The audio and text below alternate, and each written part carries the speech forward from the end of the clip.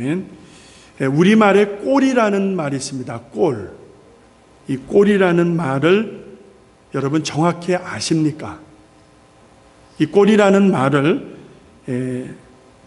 찾아보니까요, 사물의 생김새 혹은 됨됨이라고 합니다. 그게 꼴이라는 것입니다.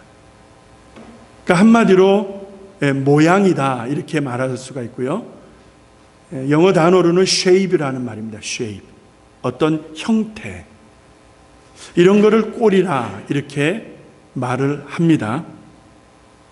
근데 이 꼴이라는 단어에 아니 불자와 볼견자를 합하면 아니 불자, 볼견자 이 글자를 붙이게 되면 어찌 됩니까?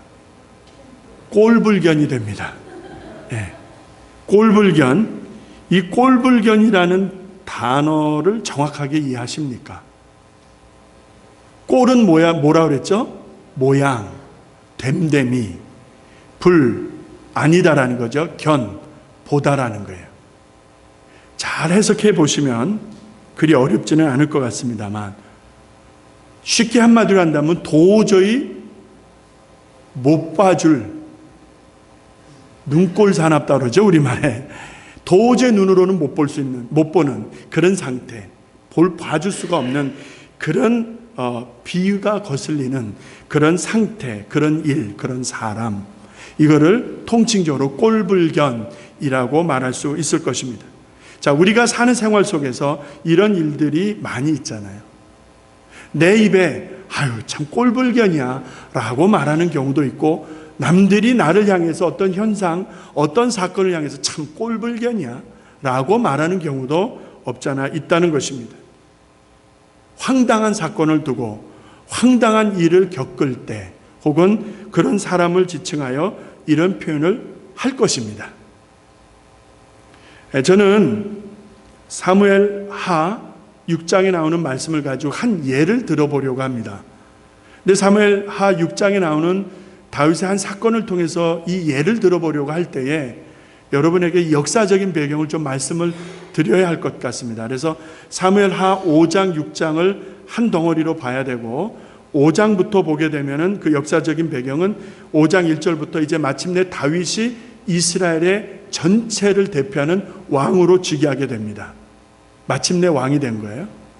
왕이 되고 난 다윗은 국도를, 그러니까 하나의 중심지를 예루살렘으로 설정을 합니다. 그것이 5장 6절로 11절에 나오는 거예요. 그래서 예루살렘이 이제 중심이 됩니다. 이게 정치적인 의미도 있고요, 특별히 영적인 의미의 그 깊은 뜻이 있습니다. 그래서 예루살렘이 중심이 되고, 자, 이러한 변화와 일이 진행될 때에 여러분이 아는 블레셋이 다윗을 치러 전쟁을 일으킵니다. 그렇지만 다윗이 어떤 사람입니까? 하나님의 사람이잖아요. 그래서 전쟁을 하는데 두 번에 걸쳐서 대승을 거두게 됩니다. 그리고 나서 다윗이 하는 일이 있습니다. 그게 뭐냐면 하나님의 임재를 상징하는 법궤 있잖아요. 법궤. 그 법궤를 이제 다윗성으로, 예루살렘으로 옮겨오는 일을 다윗이 이제 진행을 합니다. 여러분 알잖아요. 하나님의 법궤가 오벨에돔 집에 잠깐 머물게 되잖아요. 그렇죠? 한 석 달 정도. 거기서 이제 사람이 메고 오는데 처음에는 사가 넘어지니까, 소의 달구지에 오다가 이게 흔들려서 넘어질 뻔하니까 넘어지지 말라고 잡았다가 그 자리에서 죽임을 당합니다. 그러니까 아무나 만지는 게 아니에요. 하나님의 것을. 그 자리에서 죽습니다. 그 사건 이후에 이제 메고 오는 거예요. 메고. 자, 메고 올 때에 그때 일어났던 한 사건을 여러분들과 같이 한 절 한 절 읽어 내려가겠습니다. 그래야 이해가 될 것 같아요. 그 말씀은 사무엘 하 6장 12절로 20절 말씀입니다. 자, 방송실에서 준비를 해주셨습니다. 우리 12절부터 자, 의미를 생각하세요. 이 역사적인 배경을 지금 말씀을 드렸습니다. 큰 기쁜 일이에요. 하나님의 법궤가 이제 예루살렘으로 들어오는 이 상황 속에서 어떤 일이 벌어지는지 12절부터 같이 의미를 생각하면서 읽겠습니다. 시작. 왕에게 고하여 가로되 여호와께서 하나님의 궤를 인하여 오베데돔 집과 그 모든 소유에 복을 주셨다 한지라 다윗이 가서 하나님의 궤를 기쁨으로 메고 오베데돔 집에서 다윗성으로 올라갈새 13절 여호와의 궤를 맨 사람들이 6걸음을 행하며 다윗이 소와 살진 것으로 제사를 드리고 여호와 앞에서 힘을 다하여 춤을 추는데 때에 베레봇을 입었더라. 여호와 앞에서 힘을 다하여 춤을 추는데 때에 다윗과 온 이스라엘 족속이 즐거이 부르며 나팔을 불고 여호와의 궤를 메고 여호와의 궤가 다윗성으로 들어올 때에 사울의 미갈이 창으로 내려 다윗 왕이 여호와 앞에서 뛰놀며 춤추는 것을 보고 심중에 저를 없인 여기니라. 여호와의 궤를 메고 들어가서 다윗을 위하여 진 장막 가운데 그 예비한 자리에 두매 다윗이 번제와 화목제를 여호와 앞에 드리니라. 다윗이 번제와 화목제를 드리기를 마치고 만군의 여호와의 이름으로 백성에게 축복하고 모든 백성 곧 온 이스라엘 무리에 물온 남년하고 떡 한 개와 고기 한 조각 건포도떡 한 덩이씩 나눠주매 모든 백성이 각기 집으로 돌아가니라. 다윗이 자기 축복하러 돌아오매 사울의 딸 미갈이 나와서 다윗을 맞으며 가로되 이스라엘의 왕이 오늘날 어떻게 영화로우신지 방탕한 자가 염치 없이 자기의 몸을 드러내는 것처럼 오늘날 그 신복의 계집종 눈앞에서 몸을 드러내셨도다. 여러분 지금 20절을 보셨는데 20절 끝부분을 잘 보세요. 오늘날 어떻게 영화로우신지 방탕한 자가 염치 없이 자기 몸을 드러내는 것처럼 오늘날 이렇게 맞아 신복의 계집종 눈앞에서 그 몸을 드러냈다. 이게 지금 미갈이 다윗에게 하는 말입니다. 저는 이 말씀을 이렇게 묵상하면서 마음에 참 많은 도전을 받았어요. 왜냐하면 내가 하나님 앞에서 참 기뻐하는 인생을 살고 있는가? 나는 하나님 앞에서 참 감사하며 기뻐하는 인생을 살아드리고 있는가? 기뻐하는 조건이 있어서 기뻐하는 것만은 아닌가? 기뻐하는 조건이 없는데 기뻐할 수 없는 상황인데 나는 주님 때문에 기뻐하고 있는가? 이 말씀을 묵상하면서 그것을 생각할 때에 얼마나 마음에 참 죄송하고 도전이 됐는지 몰라요.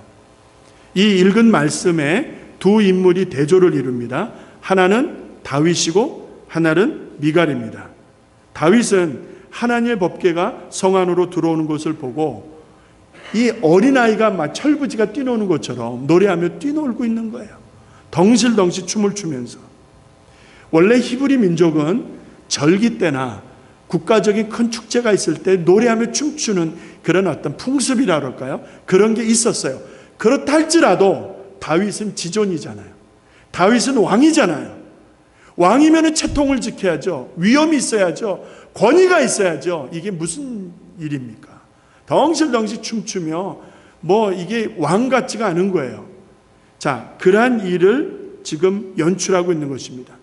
낮술에 취해서 술 주정하는 게 아니라면 하나님의 임재를 상징하는 법궤가 예루살렘으로 들어오는 일이 다윗에게 왜 이리도 즐겁고 기쁜 일이었는가? 여러분 잘 생각하셔야 됩니다. 또 하나의 사람은 미갈인데 사울의 둘째 딸이고 다윗에게는 첫째 부인입니다. 그녀는 어떤 모습을 보이고 있습니까? 다윗이 덩실덩실 춤추며 하나님의 임재에 상징되는 법궤가 들어오는 것이 그렇게도 기뻤다면 상대적으로 미갈은 그런 남편, 그런 왕인 다윗을 향하여 업수히 여기는 것입니다. 마음으로 그를 비판하고 그를 정죄하고 있습니다. 노래하고 춤추는 것이 못마땅한 것입니다. 왕이면 왕답게 놀아야지. 그렇잖아요. 왕이면 왕스러워야지. 이게 도대체 무슨 추태냐는 것이지요. 기뻐도 좀 점잖게. 그렇잖아요. 이게 무슨 꼴이냐는 거죠. 심중에 업신 여기는 것입니다. 사람을 무시해버리는 것이죠. 우리도 사람 참 많이 무시합니다. 마음으로 많이 무시합니다. 겉으로는 웃고 있지만 속으로는 판단하고 있습니다. 무시합니다. 정죄하고 있습니다. 근데 하나님은 그 마음을 다 보고 계시다는 것 아셔야 됩니다. 법궤 앞에서 노래하며 춤추는 다윗, 꼴불견이라고 그를 향하여 비판하며 마음에 그를 없이 여기고 있는 미갈, 이 두 사람의 모습을 보면서 저는 스스로 그리 생각한 것입니다. 나는 도대체 뭐 때문에 기뻐하지? 나는 무엇 때문에 기뻐하며 살고 있지? 아이들에게 좋은 소식이 있을 때, 집안에 기쁜 일이 생겼을 때, 목욕탕에 있는 저울에 딱 올라갔는데 파운드가 한 2, 3파운드 줄었을 때 되게 기분 좋더라고요. 여러분들은 별론 것 같지만 저에게는 굉장히 중요합니다. 파운드 줄이는 것처럼 중요한 거 없어요. 저랑 사이즈가 비슷한 분들 여기 몇 분 계신데 그분들에게는 깊이 공감이 될 줄로 압니다. 아니, 중요한 거예요. 뛰고 땀 흘려서 파운드를 줄일 수 있다는 것은 참 기쁜 일입니다. 도대체 난 뭐 때문에 기쁘냐는 거예요. 건강해서, 돈이 많아서, 사람들에게 인정받아서, 내가 원하는 대로 잘 되어서, 인정받아서, 남보다 좀 더 멋있고 예쁘고 잘생겨서 뭐가 나를 그렇게 기쁘게 만드냐는 거예요.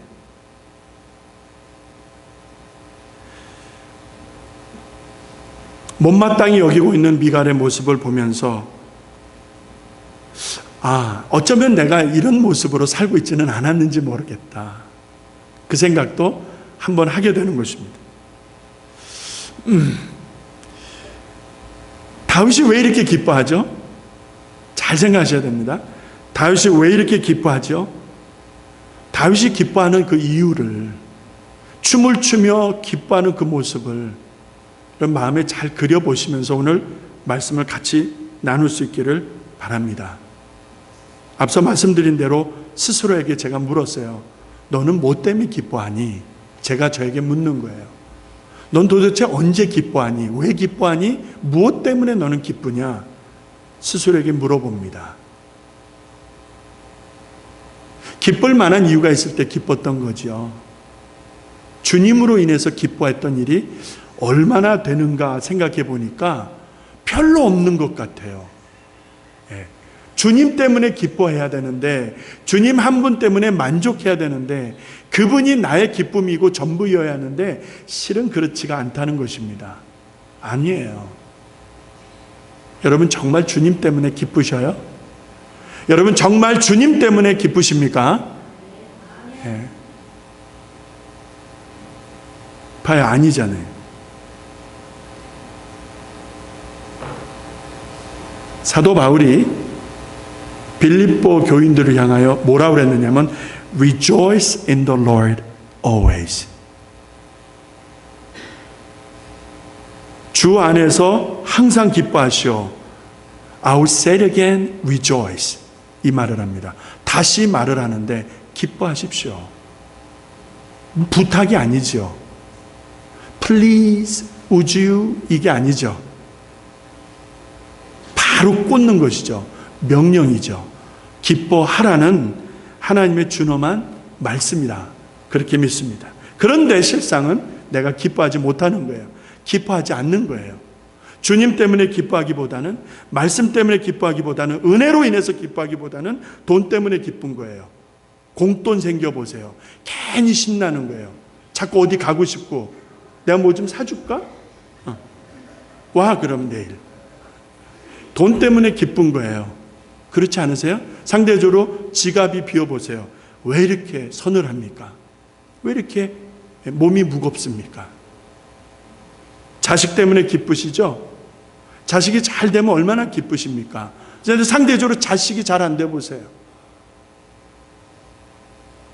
건강하면 기쁘시죠?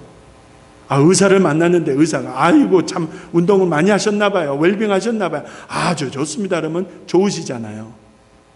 그런데 이것도 나쁘고 저것도 나쁘고 이것도 나쁘고 저것도 나쁘고 이거는 위험수이고 이거는 큰일 났고 기쁘세요? 명예나 세상 권세도 우리에게 잠시 기쁨을 줍니다. 근데 권불 10년이라 그러잖아요. 그래서 정치하는 사람들에게는 영원한 적도 없고 영원한 원수도 없습니다. 영원한 자기 아군도 없는 거예요. 오늘의 나의 아군이고 동지였는데 내일의 판세에 따라서 적군이 되더라고요. 명예나 권세도 세상 힘도 위로가 되고 기쁨을 주기도 하지만은 여러분, 이것 때문에 우리가 기뻐하면서 삽니까? 무엇 때문에 나는 기뻐하느냐는 거예요. 지금 다윗이 덩실덩실 춤을 추고 있는데, 노래하며 춤추고 있는데, 왕의 채통도 왕의 위엄도 왕의 권위도 다 내려놓고 그냥 미친 듯이 좋아서 춤추고 있는데, 그 마음과 그 심중을 누가 아느냐는 말이에요. 누가 아느냐 말이에요. 한 몸으로 살고 있는 부인도 모르잖아요. 아이고, 채통머리 없이 그냥 야바 하면서 그냥 들어가면 허벅지 확 꼬부지고 볼까요? 막 그냥 그게 뭐예요? 아니, 생각해 보세요.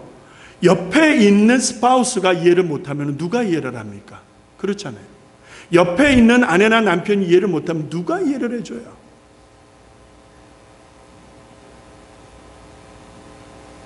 힘든 일을 직면하고 있을 때 기쁘시던가요? 사방으로 다 우겨쌈을 당해서 어디로 가야 할지 보이지가 않을 때, 그럴 때 정말 주님 때문에 기뻐하실 수 있겠어요? 저는 덩실덩실 춤을 추는 다윗을 묵상하다가, 하나님, 나는 정말 주님 때문에 기뻐하며 살고 있습니까? 그렇게 제가 저에게 묻는 거예요. 그런데 아무 말을 못 하겠어요. 정말 주님 때문에 기쁘세요? 정말 주님 한 분 때문에 만족하세요? 오늘 이 사건을 통해서 우리에게 하나님께서 주시는 마음이 있다고 저는 생각을 해요. 사도행전 13장, 제가 원해서 정하는 본문이 아니고 매주 순서 있게 지금 진행하고 있습니다. 하나님께 얼마나 감사한지 모르겠어요. 그때 필요한 말씀을 주시는 것을 저는 느낄 수가 있었어요. 오늘 읽은 13장 사도행전을 보게 되면은 바나바와 바울의 이야기가 나옵니다. 열심히 주의 복음 전하는 두 사도의, 두 주의 제자의 여러분 아름다운 모습이 보이잖아요. 자, 잘 들어보세요. 44절에 안식일이 되어서 온 성에 하나님의 말씀을 듣기 위해서 그 자리에 모이는 것입니다. 이거 얼마나 요즘 말로 하면은 완전 대박입니까? 그렇잖아요. 다 모인 거예요. 여기서 하나님의 메시지를 전하고 하나님의 능력이 나타날 때 저들이 주께로 돌아오는 역사가 일어날 걸 생각하면 얼마나 이거 아름다운, 정말 감사한 기쁜 시간이냐 말이에요. 45절에 그런데 문제가 생깁니다. 유대인들 몇 사람이요? 그 무리들 가운데에 섞여 있는데 보세요. 뭐라고 말씀합니까? 그 모여서 하나님의 말씀을 듣고 은혜 받으려고 하는 사람들을 바라보면서 뭐가 가득하다고 합니까? 시기가 가득한 거예요. 참 희한하죠? 예. 사촌이 땅을 사는데 배가 아파요. 배가 아프면은 안 됩니다. 여러분, 배가 아프면은 회개하셔야 돼요. 배가 안 아프고 즐겁고 축복이 나가면은 예수 잘 믿는 줄로 믿습니다. 옆에 있는 사람이 잘 되면은 괜히 싫은 거예요.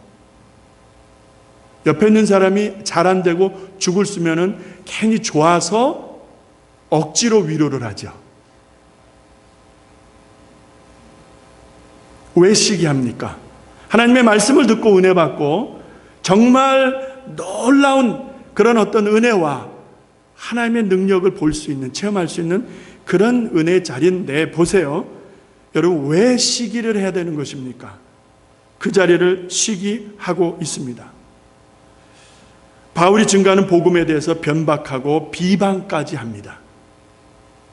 그 일이 벌어지는 거예요. 자, 보세요. 하나님의 말씀이 증거되면서 사람들을 변화시키려는 은혜의 물줄기가 쫙 뻗어가고 있는가 하면 한쪽에서는요, 그걸 시기하고 방해하고 비방하는 일이 계속 이렇게 아주 그냥 뭐라 그럴까요?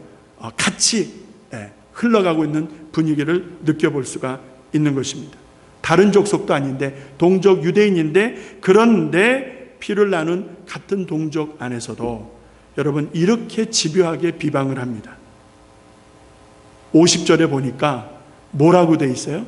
이렇게 비방하고 시기하던 사람이 비방하고 시기하는 것으로 끝나는 것이 아니라 50절에 보니까 어떤 일로 확대가 되느냐면은 그 성내에 힘 있는 사람들, 소위 말하는 경건한 귀부인들과 유력자들, 소위 말해서 입을 열면 영향력이 있는 사람들을 어떻게 했다고요? 어떻게 했다고 합니까? 선동했다고 합니다. 선동. 여러분 이 선동이라는 말이 뭔지 아시죠? stirred up, stirred up, stirred. 예? 이 뭐예요? 휘젓다라는 말이죠. 우리말로 바꾸면 stirred up. 이거 휘저어버리는 거 있죠. 막대기 하나 가지고 집어넣고 그냥 막 휘젓는 거를 stirred 하는 거네요. stirred up.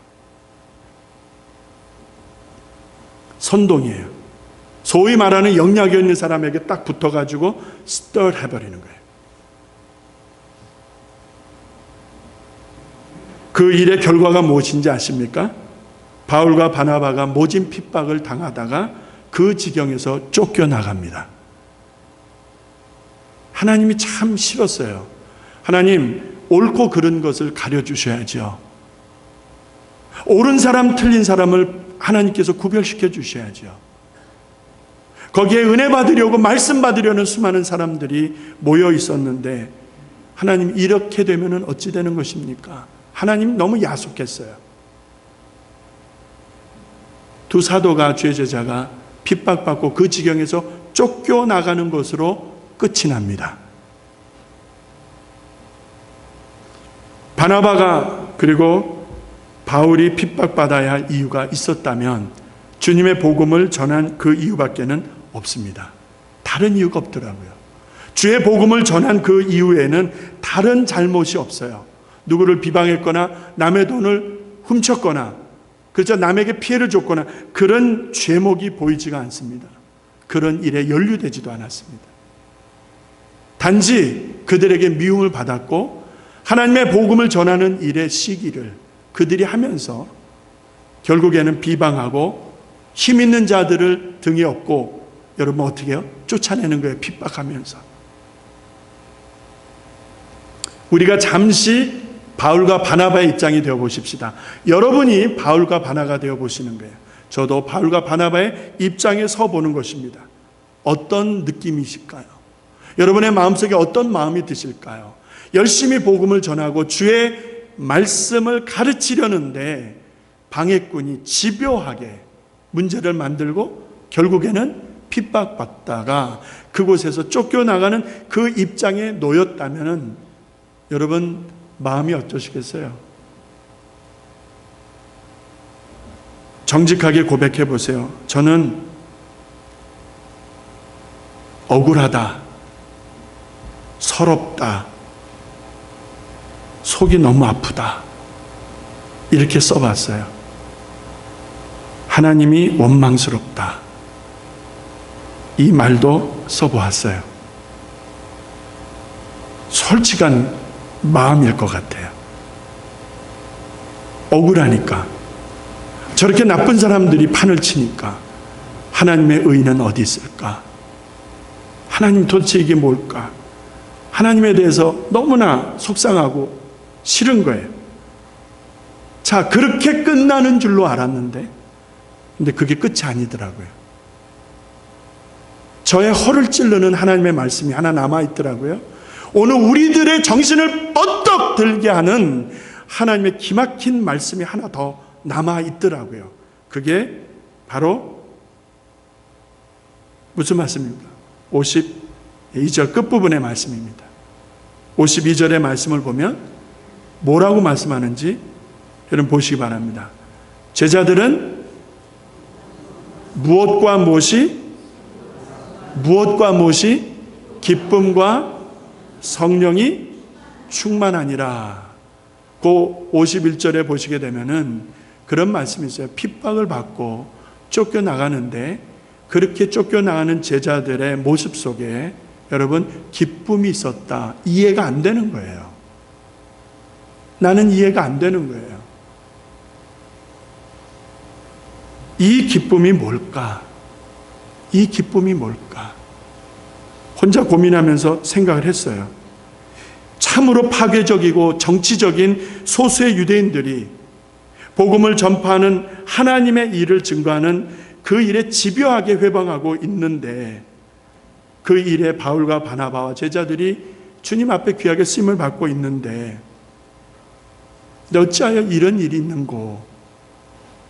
그런데 이 억울한 일을 당하면서도 어떻게 그들은 기뻐할 수 있단 말인가? 저에게 처음에는 이해가 안 되는 말씀이었어요.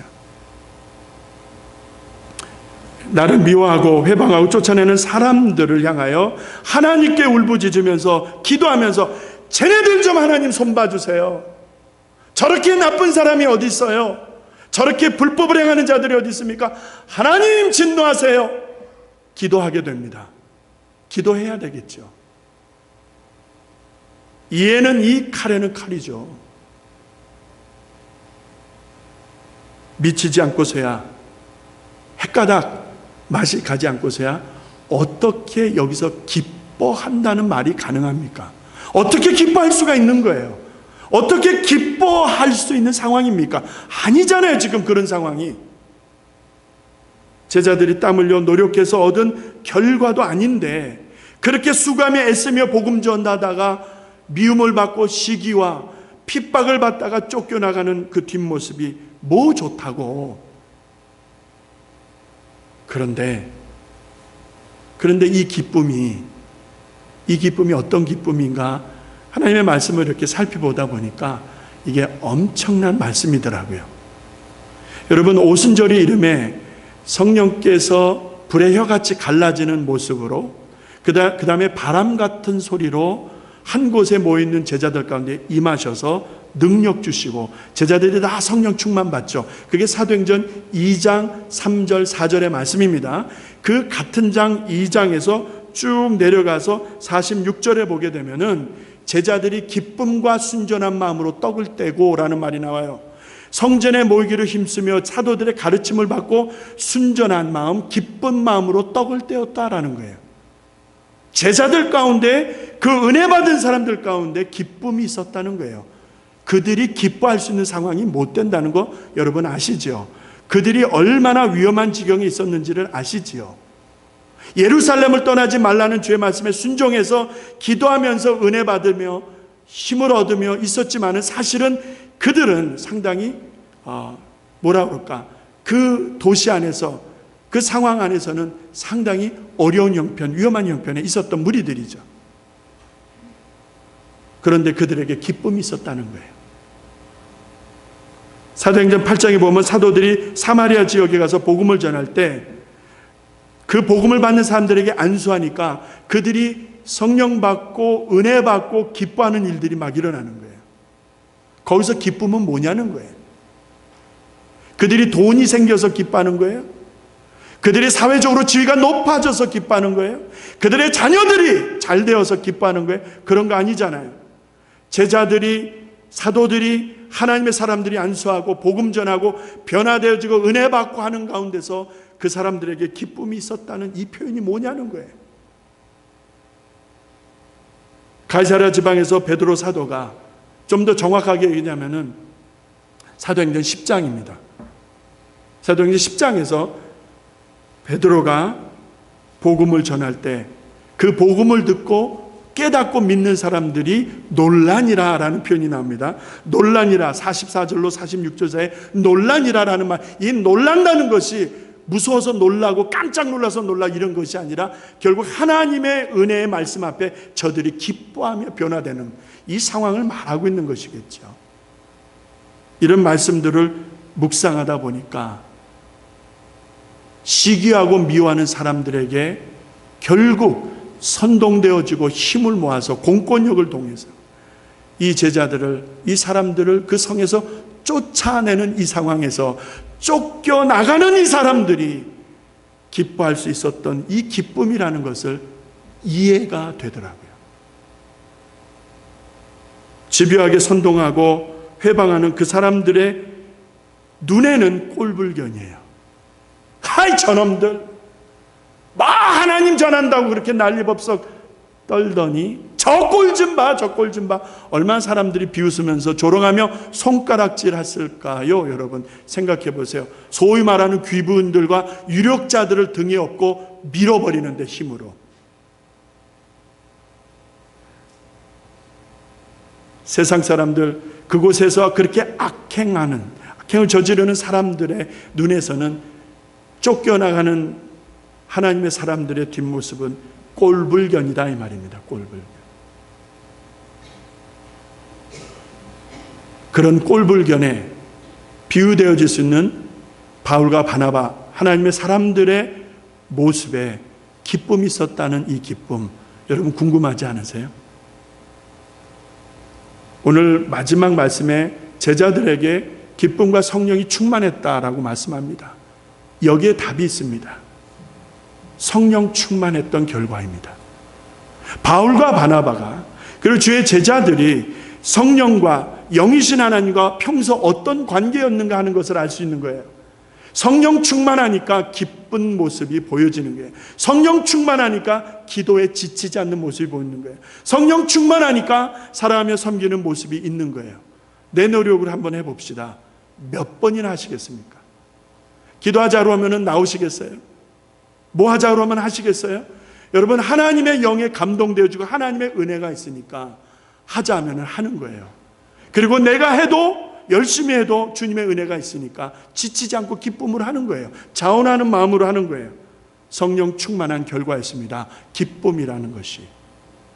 미움을 받고 시기와 사람들에 의해서 버림받아 쫓겨나가는 지금 제자들, 이 사람들, 바나바, 바울의 모습 속에서는 영이신 하나님이 함께 하시고 성령 충만한 주의 제자들이라는 것을 우리는 알 수 있다 이 말입니다. 여러분 성령 충만이 무엇입니까? 결론입니다. 성령 충만이 뭐죠? 술을 잔뜩 먹으면은 뭐에 충만한 거예요? 술에 충만한 거예요. 그럼 무슨 냄새가 납니까? 술 냄새가 나지. 돈 하다 보면 돈으로 충만할 거예요. 그러면 그 사람은 앉아도 서도 지나가도 돈 냄새가 날 거예요.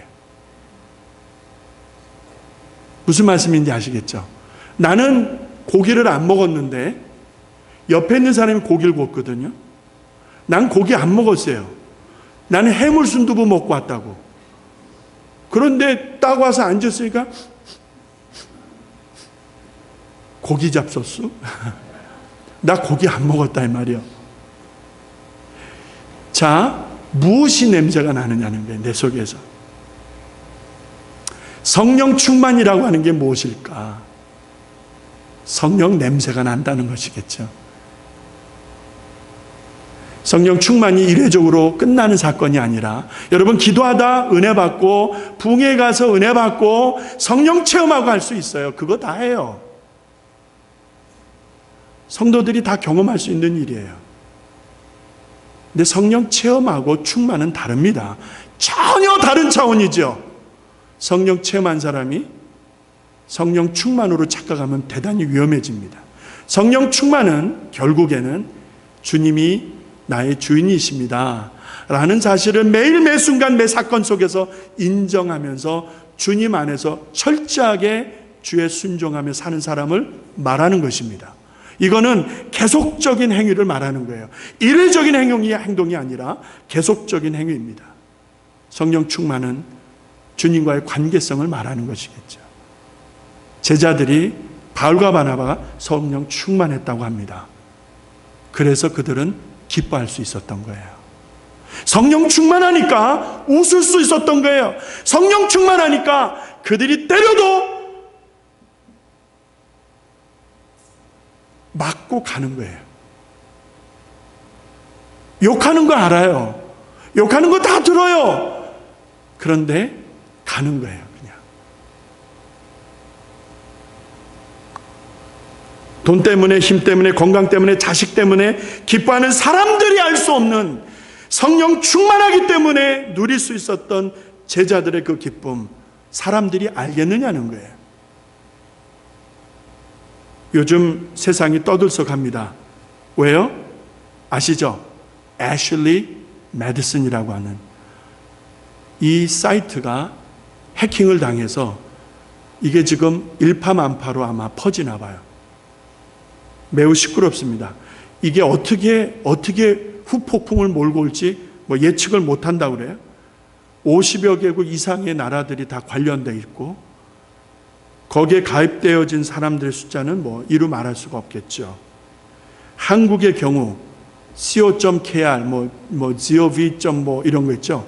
go.kr 이렇게 한국 사이트로 기록되어져 있는 것만 해도 15만 명, 16만 명 하니까 이런 개인정보가 유출이 돼서 이렇게 알려지게 되면 그 파장은 엄청나다는 것이겠죠. 그러면은 이 애슐리 메디슨이라는 사이트가 뭐냐는 거예요. 불륜 사이트입니다. 나도 허전하고 당신도 허전한 것 같으니 우리 만나서 기쁘게 놉시다 이 말이죠. 육체의 정욕, 안목의 정욕, 이생의 자랑에서 기쁨을 찾으려는 세상 사람들의 단면을 보시는 거예요. 여기에서 기쁨을 찾겠다는 것이죠. 오늘 우리는 무엇 때문에 기뻐합니까? 오늘 우리는 왜 기뻐합니까? 우리는 언제 기뻐합니까? 하나님의 법궤 앞에서 덩실덩실 춤을 추는 다윗의 마음을 우리는 압니까?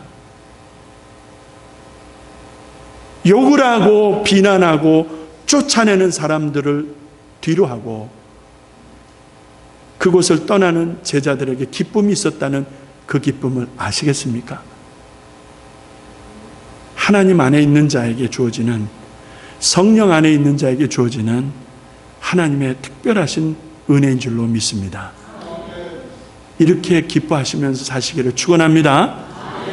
우리 연습 한번 하시죠. 우리 옆에 분들한테 주 안에서 기뻐하십시오. Rejoice in the Lord always. 주 안에서 기뻐하십시오. 주 안에서 기뻐하십시오. 주님 때문에 기뻐하십시오. 한 번 더. 주님 때문에 기뻐하십시다. 주님 때문에 기뻐하십시오. 돈이 없어도 명예가 없어도 힘이 없어도 건강이 없어도 주님 때문에 기뻐하시기를 축원합니다. 할렐루야! 아버지 하나님 감사합니다. 기뻐할 수 없고 감사할 수 없고 삶이 너무나도 곤고하고 어려운 이때에 하나님 미움을 받고 핍박을 받고 그 성을 떠나야 하는 바울과 바나바의 모습 속에서 원망도 불평도 아닌 기뻐했다는 이 깊은 하나님의 말씀을 저희들이 잠시 나누었습니다. 세상이 줄 수도 알 수도 없는 이 기쁜 하나님 삶의 모습들이 우리 안에 이루어질 수 있기를 간절히 소원합니다. 하나님 때문에 덩실덩실 춤을 추며 하나님 때문에 노래하며 즐거워하며 춤추는 인생들 되어야 되겠사오니 하나님 도와주시옵소서. 우리의 힘으로 감당할 수 없고 할 수 없는 일이기에 성령 하나님 함께 하셔야, 성령 하나님 은혜 주셔야만 될 일이기에 간절히 기도합니다. 주님 은혜를 베풀어 주시옵소서. 춤추며 노래하며 여호와를 인하여, 주님을 인하여 기뻐하는 참된 성도의 삶이 시작되도록 주여 역사하여 주시옵소서. 예수님의 이름으로 기도합니다.